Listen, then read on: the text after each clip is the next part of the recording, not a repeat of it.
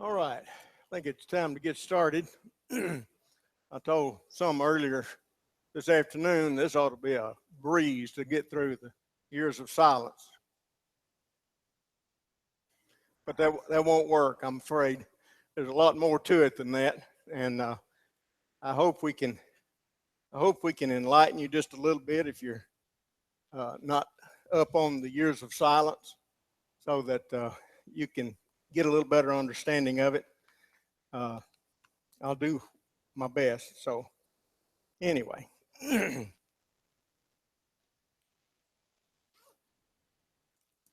years of silence, if you remember, after Ezra, Nehemiah, and Malachi, there was a period of time that was called the years of silence.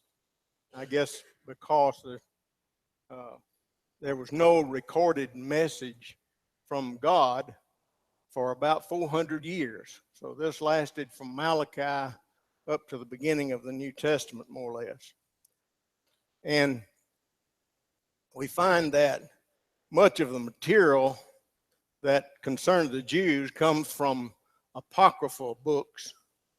And this era was actually prophesied by Amos, and we'll look at that in a few minutes. But since there was no word from God during this time, then we look at these historical documents to try to get a kind of understanding of what actually went on during those 400 years. And we'll try to do that tonight.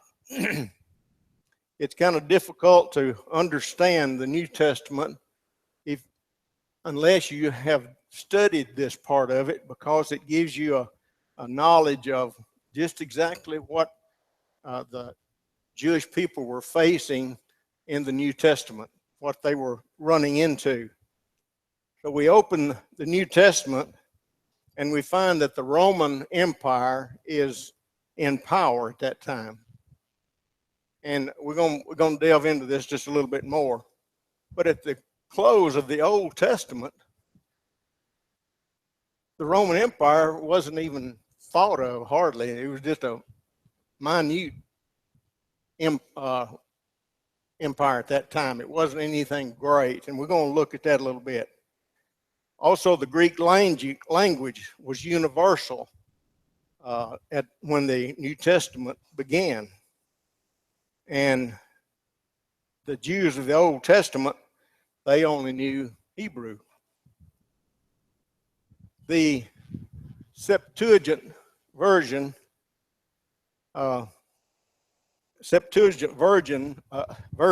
was translated by a group of about 70 men, and they took the Old Testament Hebrew language, the Mosaic law, and they translated that into Greek.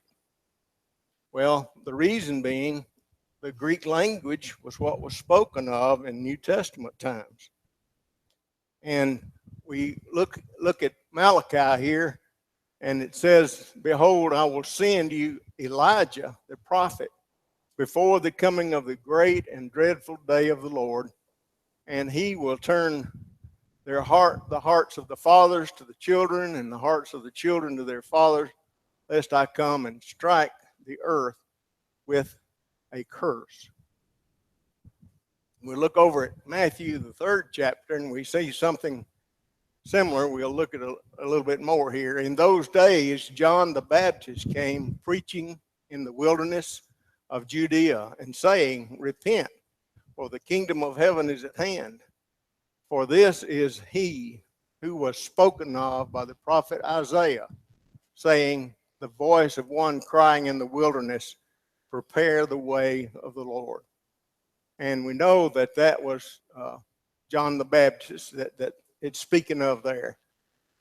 But as we also look at in Luke, the 1st chapter, verse 17, it says, "He will also go before him in the spirit and power of Elijah, to turn the hearts of the fathers to the children, and the disobedient to the wisdom of the just, to make ready a people prepared for the Lord."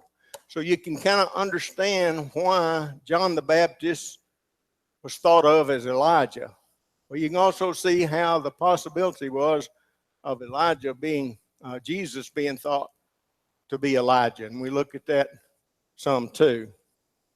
But this is a 400 years difference from Malachi to Luke at the beginning of the New Testament. And this is after Ezra, Nehemiah, and Malachi. The prophet Amos had prophesied this about 750 BC. Of course, that would be like 350 years or so before the years of silence even started. And he said, "Behold, the days are coming, says the Lord, that I will send a famine on the land." Well, if you just look at it and stop right there, how uncommon was it for the land of Israel to have famines? We know of several, don't we? We know Joseph, when he went into Egypt, they had a famine, and all his family had to come. We know that Naomi and her family went to the land of Moab because there was a famine in Israel. So there's several occasions that if it was just a famine, that would be it wouldn't be anything new. But he goes on to say this famine is not of bread nor thirst for water. So it wasn't that. This is totally different. But this famine is for there would be but of hearing the word of the Lord. There was not going to be any word from the Lord during this time. And that's what Amos tells us in Amos, the 8th chapter, verse 11 and 12. He says, "They shall wander from sea to sea, from north to east, and shall run to and fro, seeking the word of the Lord, but it shall not find it." So we see that we have prophets that wrote about it, that this particular era.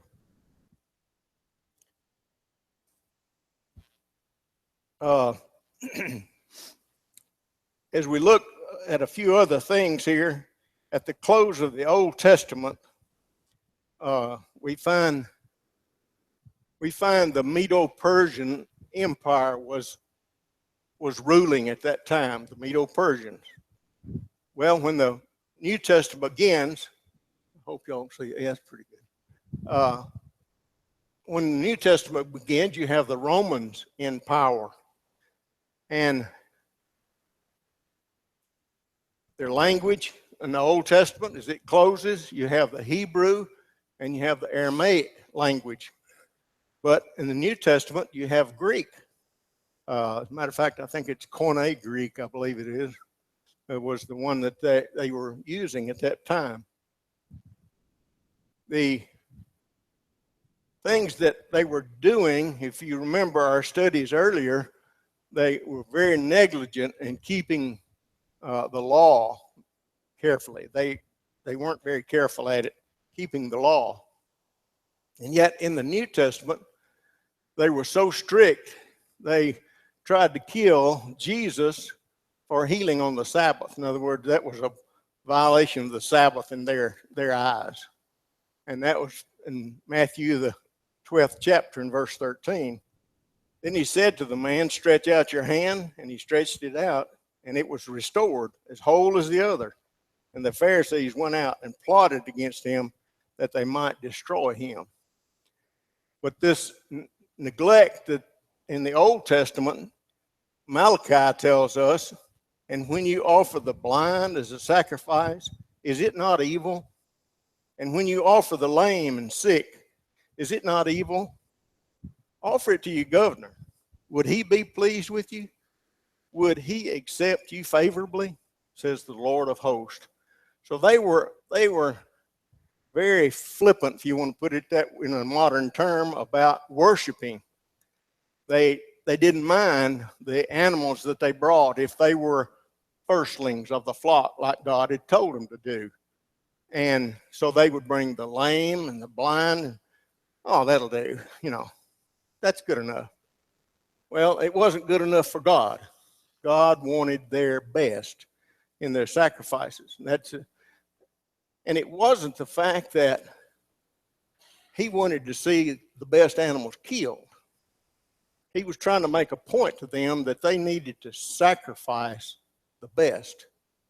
And we ourselves today, we need to give our very best to the Father in worship. When we worship Him, it's not a time to play with phones. We didn't used to have that problem years ago. But there's so many things that are distracting, and I know some use them for the Bible, reading the Bible, and that's fine. There's not a problem with that. There are some that take advantage of having it out, and maybe they're going through Facebook or whatever it might be. See, I'm up on this stuff.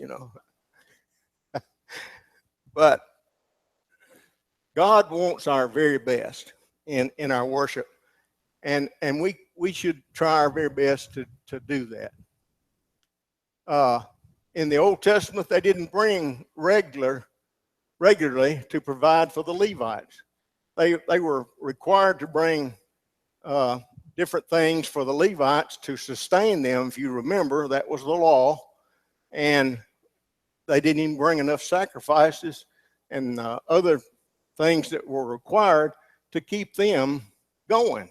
So they had to go out and work in the fields, just like some of the other Israelites. But when you come to the New Testament, they were so strict that they would bring tithes of their plants. You can picture a little herb that you've got in your house, basil or whatever it might be, and you go through and a tenth of it is what they were required. So every 10th leaf they'd pick off. Well, we find that that's what Matthew 23 in verse 23 says. Woe to you, scribes and Pharisees, hypocrites, for you pay tithe of mint and anise and cumin, and have neglected the weightier matters of the law, that being justice and mercy and faith. These you ought to have done without leaving the others undone. Yeah, they was okay doing that, but they left off the things that was really important as far as their worship to God. And the Jews were very strict in being sure that they paid their tithes. Well, what was it that made the difference? By the time,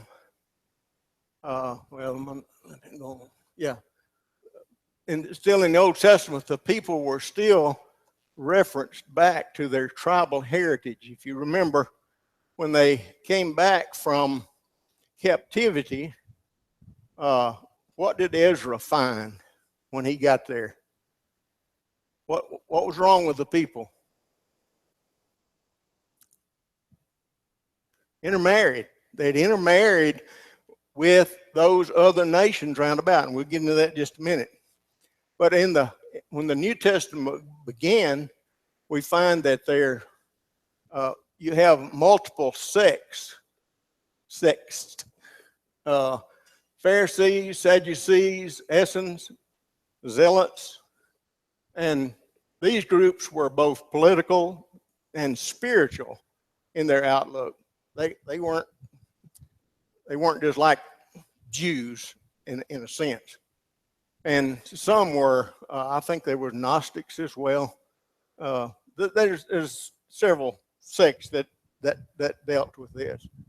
But the family of Edomites or Idumeans were the Herods who ruled the Jews at this time. And of course, we read all about Herod the Great and different ones. Herod Antipas, Philip the Tetrarch, Herod Agrippa the First, Herod Agrippa the Second, and of course Drusilla and Bernice is mentioned as well.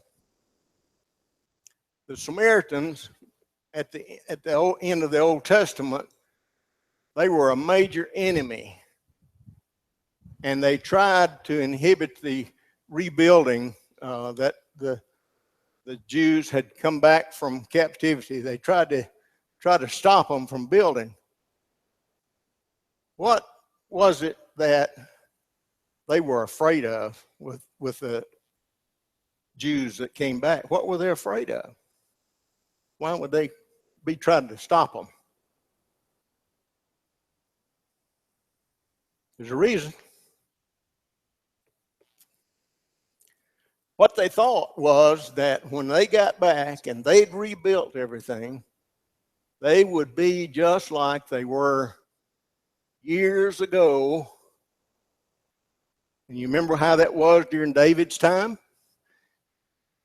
They ruled that whole area. They captured all of it, all around. So that's what they were afraid of.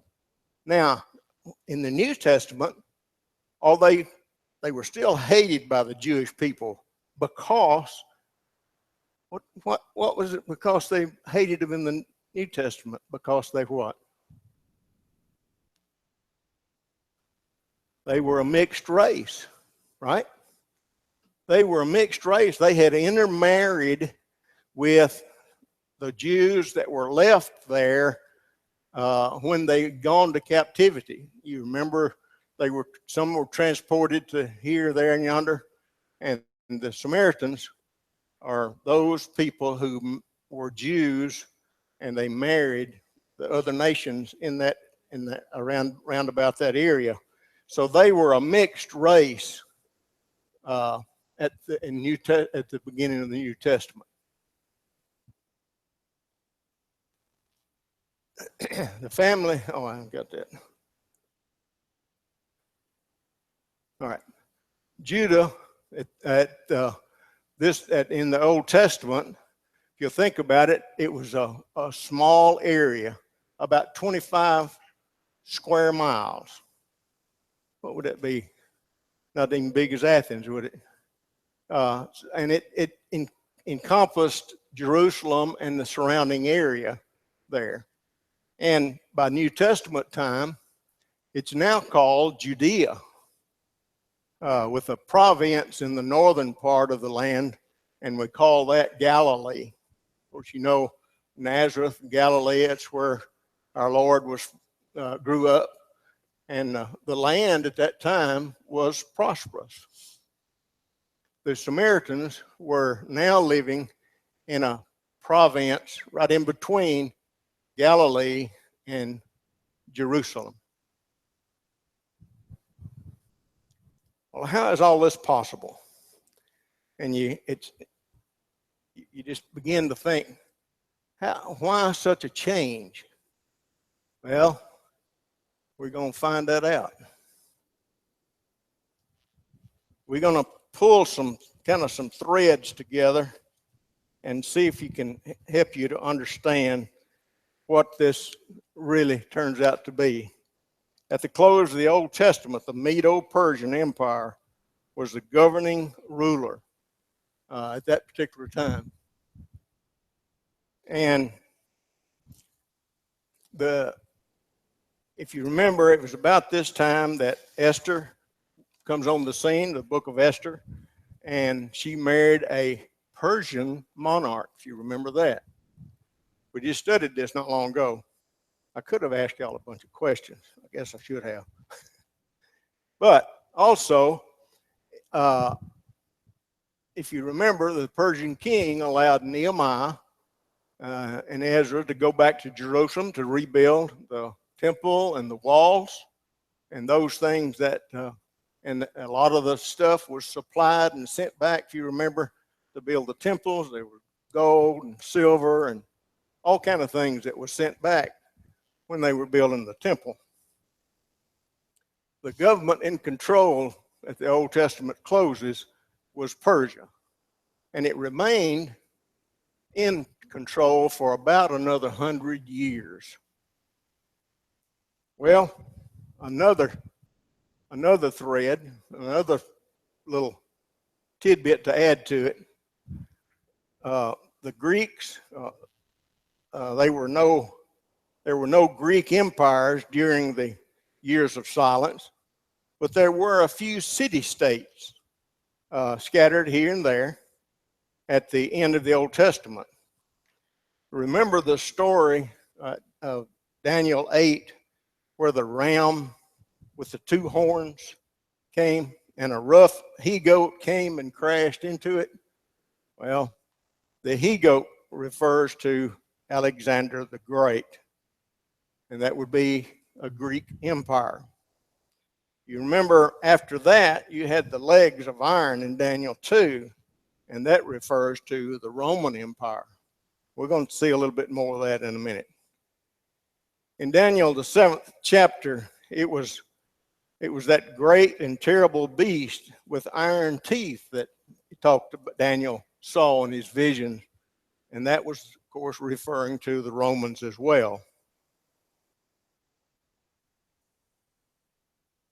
Rome was in existence before the end of the Old Testament, just a small kingdom, prophesied in Daniel, the 2nd chapter, about that. Now, in the Jewish history, we're going to find here are some things that took place during the years of silence. There was a Maccabean revolt, and you have to go to these books of 1st and 2nd Maccabees to delve into that to find out what all was involved in that. We'll get into a little of that. But these sects of Jews were developed.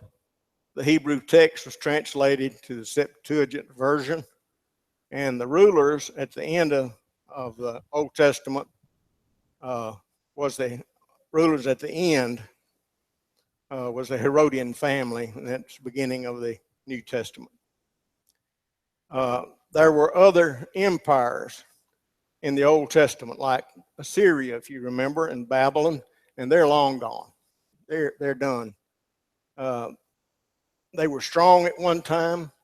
You remember Babylon was very strong, and now there's nothing to them at all. So let's try to put all this in perspective as best we can.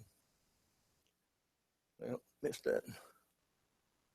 All right, Cyrus, and that's a relief of a picture of him, came into power in Anshan of Persia, and that was in 559, and he reigned till 530 BC. He rose to power in a small area, small kingdom, and yet it began to grow. And at that time, Persia was under the control and growing might of the Medes, Median Empire.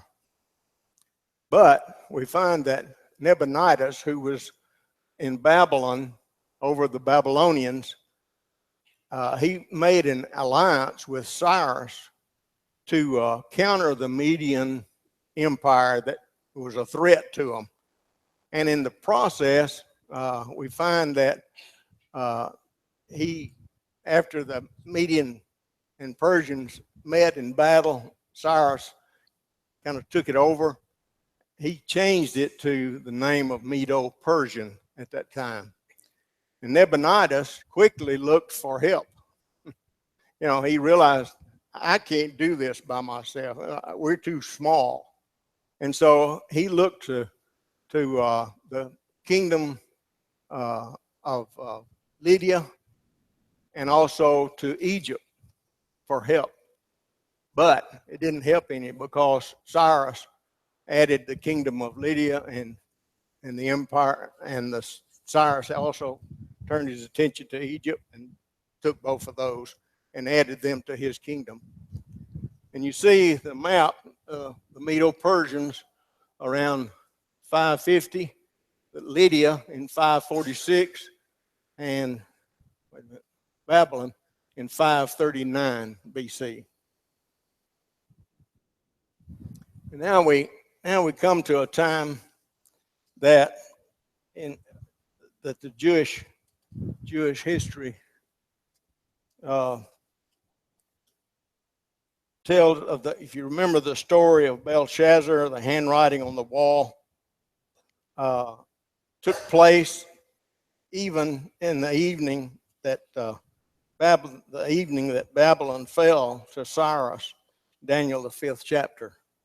And Cyrus decreed that the Jews later would go home from captivity and rebuild their temple. And we find that the first year of Cyrus, he made a decree, and that's so that they would all go home, and that was in 538. And the Jewish thread, the particular part of Cyrus' decree that really significant to the Jewish people was their permission to go home and rebuild the temple. Zerubbabel led about 50,000, if you remember, in our studies earlier, and rebuilt the altars, and then they began work on the temple in the next spring after that. And we find that Cambyses came to power after Cyrus, and the only thing he did is he included Egypt now in his empire. And Cambyses, he was the one that was the enemies of the Jews, actually went to and to get him to stop them from building and rebuilding Jerusalem. And of course, that's what he wanted to do, but he found that he didn't succeed with that. And we have Haggai and Zechariah teaching the people, preaching to them, that urging them they need to get back to work, building the temple. And so about this time, Darius the First comes into play. And we see that he's also known as Darius the Great. Darius proved to be a strong and wise ruler, and he was tolerant towards other religions and cultures. He promoted learning, agriculture, construction of highways, and those kind of things. And he developed a fleet of ships to serve as a navy. And he continues to add new territories to the empire, which included portions of Greece. And of course, about this same time, we find that Xerxes, who was Darius the First's son, took over in 486 to 465. And he captured the city of Athens, that'd be Athens, Greece, and he burned the Acropolis. And this is about the same time of the book of Esther, where about the time Vashti, the queen, that refused to go out and dance before Xerxes and all of his cronies. But Esther is then chosen as the queen at this time. Well, we find that the Greeks, well, I'm going with that. The Greeks never got over the destruction of Athens. And of course, you know, Athens would have been, well, where is it? Somewhere over there. It's too little for me to see it, sorry. But in that particular region, they had a battle of a marathon that took place, Macedon, I'm sorry, and they gathered the forces to fight Persia. And this was kind of the beginning of the Greeks taking over. And they finally were granted freedom from Persia in 449 BC. And it was around 458 that Ezra led the second return back to Jerusalem. And 445 BC when Nehemiah led the third return. So this is about the time that Malachi also prophesied and wrote his book. Xerxes the second actually took his father's place, but he only lasted about 45 days.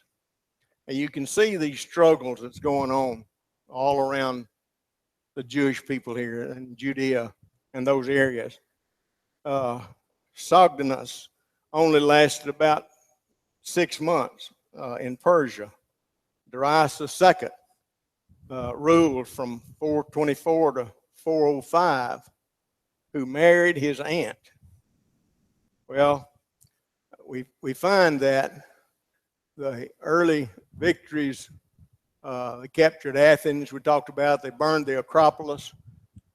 His navy was destroyed at the island of Salamis. And we read about that in the New Testament, the island of Salamis, just off the coast near Athens. And his remaining army only was defeated the following year after that. So when Xerxes returned from battle, he chose the new queen, Esther, through Mordecai, Haman's plot to expose the Jews or to save them from destruction. Then you have Mordecai is given a very high position in government. The Jews become an honored people in his kingdom. Artaxerxes, we find that he's the son of Xerxes, and he's Artaxerxes Longimanus. Supposedly, his second name came from his right hand being longer than his left hand. I can't understand that, but he had some kind of a deformity, evidently. He would have been a royal piano player, I guess. But anyway, that was the things that he's noted for. Artaxerxes Longimanus issued the decree to Ezra to return and do whatever he's commanded by the God of heaven. That's found in Ezra 7. Ezra leads a group of 1,354 men with their families to Jerusalem, and that was to strengthen the worship of Jehovah. And that was around 458. Nehemiah asked for and received permission to go to Jerusalem to rebuild the walls of the city. And we've talked about this in previous lessons. And Malachi overlaps this era to some degree. The Greeks never forgave the Persians for burning Athens. They always held it against them, and they lay the groundwork of hatred that made it possible for Philip of Macedon to later mold a separate city-state into a united force to fight their common enemy, the Persians. And the resistance continued, and finally they were able to get their freedom in 449. Xerxes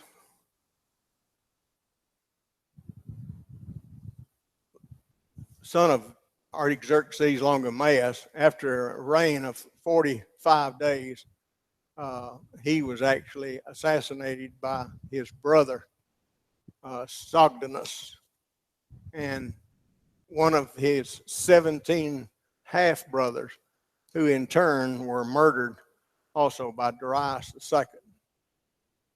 During this time, the most famous Greek philosophers came into play, and they are Socrates, Plato, Aristotle, men even today we know of, and some people read their materials and history and literature and those kind of things. And yet they were, in this particular era of time, you notice 384 to 322 is Aristotle.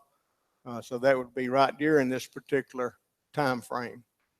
These men had a profound effect on the thinking of the Judean people because their education among the Greeks.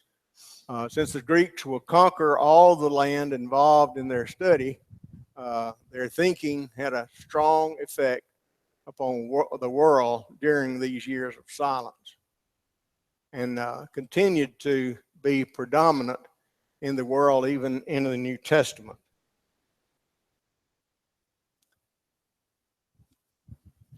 Darius II, previously known as Octus, I guess that's right. Anyway, he adopted the name Darius as his ascension, he won also. He was also known as Natas. Darius was dominated by eunuchs and by his half sister and wife, uh, cruel and ambitious people, evidently. After the Athenian defeat at Syracuse, Darius successfully retakes a large portion of Asia Minor, and he dies of an illness after that. We find Artaxerxes, the name means whose reign is through truth. He's reputed to have phenomenal memory. Must be kin to Ralph. Most of you know that. Battled his young brother Cyrus at Cunexa, and we'll look at that in just a second, I think, who had assembled a large group of Greek mercenaries, and Cyrus is killed, but the Greek mercenaries were very effective against the large army of Artaxerxes. The Greek mercenaries make their way back home, and that actually noting that the Persian army was not as indestructible as a lot of people thought. Artaxerxes Memnon, we find he ruled from 405 to 359 BC, and you see that's getting into our time frame of 400 years before the New Testament time. He became involved in a war with Persia and their allies, the Spartans, who under Agelaus II invaded Asia Minor in order to redirect the Spartans' attention to Greek affairs. And we see that Artaxerxes II is said to have had more than 115 sons and 350 wives. I don't know where you put all them. But in the Battle of Cunexa, let's see if that'll back up. Let me point out where that little red dot right there, that's where Cunexa actually is located in Babylon. But in the Battle of Cunexa, the Greeks found out just how inferior the Persian army actually was. And it's stated, whether it's exactly true or not, but only one Greek soldier was wounded during that war. And the mercenaries made their way north and fought their way to the shores of the Black Sea and then westward to their home. So we find that Judea was caught in a power struggle. That whole area from Jerusalem to Nazareth and in Galilee and those areas, they were just caught in a power struggle. You remember the Ptolemies and the Seleucids, and that's kind of this time frame where they're just fighting back and forth all the time. The armies consistently passed through their land. The Syrians, that would have been the Ptolemies, I believe that's right. They were ones who gained control, and Antiochus Epiphanes declared himself the human manifestation of Zeus. You know who Zeus was? He was one of their gods, and he declared himself to be a manifestation of their God. He demanded all subjects to worship according to the customs of the Greeks. They had to, if they worshiped, they had to use the custom of the Greeks. This is during the years of silence now. And he came into Judea. He desecrated the temple. He forbade the worship of the law of Moses. He set up idols in the temple ground. And this kind of brought about the revolt of the Maccabees in 167 BC. And they kind of revolted against all of this authority. Many of the Jews hoped that this particular revolt was going to turn into be the new kingdom that God had promised years before. The Messiah would soon appear and restore Israel, and as a world leader, as it was in David's day. Even as late as Jesus, if you remember, the apostles asked a question to him in Acts, the first chapter. When they therefore were come together, they asked him, saying, Lord, wilt thou at this time restore the kingdom of Israel? That's still what they were thinking that was going to happen. So it came with the pretense of helping the Maccabees to rule. And once inside, they laid claim to the city. The Jews resented them for this. The Romans wanted complete control of them. We go on here and get through with this. First bell rung. He was loyal. Herod the Great was loyal to the Romans. He understood the Jewish law, and it kind of helped him with the Jews. He enlarged the temple, granted full religion, liberty, and that kind of thing. Anyway, that's pretty well winds it up. And I hope you got a little out of that. I know that was a lot of stuff, and I hope you can kind of tie all of that together. If you want to study some more, there are some books on the years of silence that you can get and look up if you'd like to do that. Thank you.